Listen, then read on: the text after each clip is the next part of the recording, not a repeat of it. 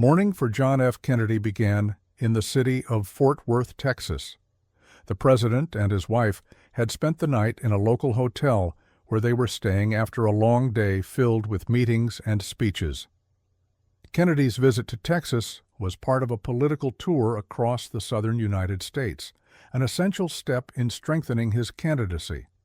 Elections were a year away, and Kennedy aimed to win support in regions where his position had been unstable. His personal charisma played a key role in these appearances. He had a natural ability to captivate audiences and earn their trust. His wife, Jacqueline Kennedy, also took an active part in the trip. At that time, she was immensely popular among Americans. Kennedy woke up in his hotel suite that morning with a full day ahead, beginning with a scheduled meeting with the public. He received a short security briefing and a report on the political climate in Texas. He was reminded that tensions in the state had escalated and that some local leaders were openly hostile toward him. Still, Kennedy continued preparing. It was a rainy morning. Light drops stirred concern about the planned motorcade through Dallas, especially since the president's car would be open. But this didn't dampen Kennedy's spirits. He was cheerful and ready to address the crowd. A group of locals had already gathered outside the hotel. They came to see the president and the First Lady. The rain didn't stop them. The mood was festive. This moment was especially significant. It was John F. Kennedy's first visit to Fort Worth. Naturally, the city's excitement was palpable. The presidential motorcade was ready to depart, but Kennedy decided to greet the crowd in person. He stepped out of the hotel without an umbrella. This choice suited his image. Kennedy always strived to be close to the people. His wife stood beside him, dressed in a pink Chanel suit, which would later become a haunting symbol of tragedy. Kennedy delivered a short speech to the gathered residents. He thanked the city for the warm welcome and spoke with optimism about his campaign. He touched on America's future and emphasized the importance of unity and civic participation. His wife, known for being reserved at political events, appeared open and warm this time. Despite the early hour and drizzle, the atmosphere remained joyful. After meeting with the crowd, Kennedy returned to the hotel for breakfast and final preparations before the flight to Dallas. There, he briefly met with local leaders to discuss his agenda. Everyone present thought the day would mark an important chapter in his political journey. Later, Kennedy and Jacqueline headed to the Fort Worth airport. The motorcade arrived shortly afterward. On board the plane were the president, his wife, and Vice President Lyndon Johnson with his spouse. The flight from Fort Worth to Dallas was expected to last just 13 minutes. During the flight, the president joked with his team and discussed the upcoming speech, but he remained aware of the tension in Texas. He knew the state was filled with political conflict, and not all leaders supported him, especially conservative groups critical of his domestic and foreign policies, including civil rights and relations with the Soviet Union. During the flight, the weather improved. The rain stopped, and the sky began to clear. This shift would prove fatal. Organizers decided the president's limousine would remain open during the motorcade in Dallas, a gesture meant to show openness and confidence. The plane landed safely at Love Field Airport. A crowd of locals had already gathered nearby. Many held signs and flowers showing their support.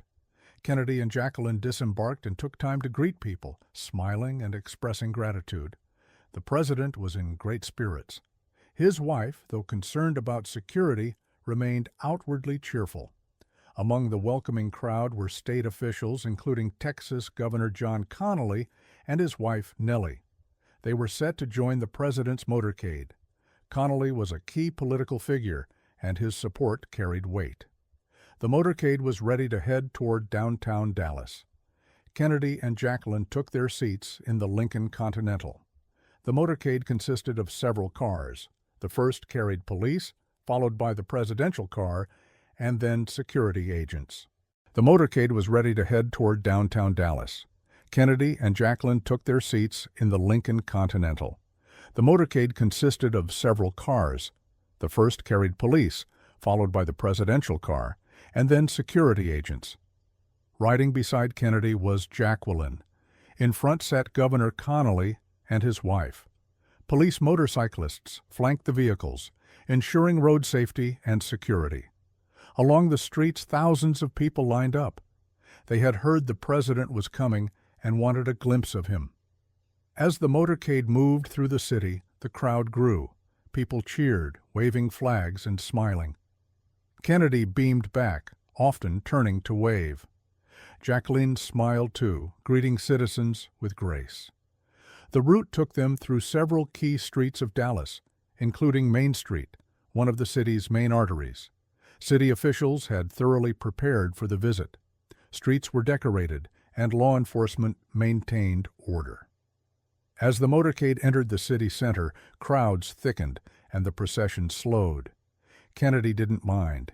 He preferred not to rush. Each time the crowd pressed closer to the car, the Secret Service allowed brief proximity. Everything seemed to be going well. The people were joyful, and Kennedy responded with a sincere smile. But the air was heavy. The day before, anti-Kennedy flyers had circulated. That morning, local newspapers published sharp critiques of his policies. Still, as the motorcade slowly rolled through Dallas, nothing appeared out of place. The presidential car turned onto Houston Street, heading toward Dealey Plaza. The mood remained festive. People waved, and Kennedy was clearly enjoying the moment. Beside him, Jacqueline appeared relaxed, admiring the city and engaging with the crowd. But that turn would be his last. The motorcade passed the Texas School Book Depository on the plaza's north side. Kennedy and Jacqueline were seated in the rear of the limousine, alongside Governor Connally and his wife. Suddenly, a shot rang out. Many didn't immediately recognize it as gunfire. Some thought it was mechanical trouble or noise from the crowd, but when Kennedy grabbed his throat, it became clear. A second shot hit the governor, piercing his chest and arm. The third was final. A bullet struck Kennedy in the head. Jacqueline, in shock, instinctively tried to support him, then realizing the horror, she screamed. Immediately, driver William Greer accelerated toward the nearest hospital. Secret Service agent Clint Hill jumped onto the car's back to shield the president and First Lady with his body. Back on the plaza, panic spread. The crowd ducked and scattered, trying to understand where the shots had come from. Police reacted quickly and began searching for the shooter. Medics provided emergency aid in the car while it sped to the hospital.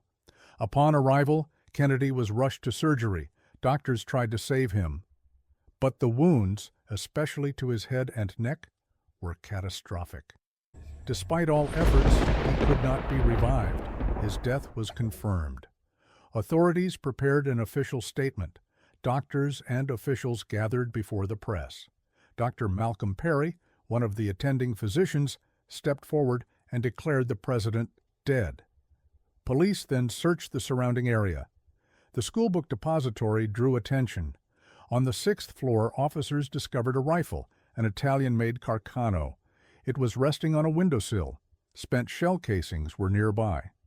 That same day, police identified the weapon's owner, Lee Harvey Oswald. Investigators, guided by witness statements and clues, began their search. Eventually, Oswald was spotted in a Dallas suburb. He fled and entered a movie theater. Police arrived and attempted to arrest him. Oswald resisted. In the struggle, he shot a police officer, fatally. He was arrested and taken into custody. After interrogation and investigation, Oswald was formally charged with killing the president and the officer. On November 24th, police were escorting Oswald to a vehicle for his prison transfer. Suddenly, Jack Ruby, a local nightclub owner, emerged from the crowd and shot him. The bullet struck Oswald's abdomen. Unconscious, Oswald was rushed to the same hospital where Kennedy had died 2 days earlier. At 1:07 p.m., Oswald's heart stopped. He was declared dead. This is how the story of the assassination of the 35th President of the United States came to an end. If you found this video powerful, support it with a like and subscribe to the channel. See you soon.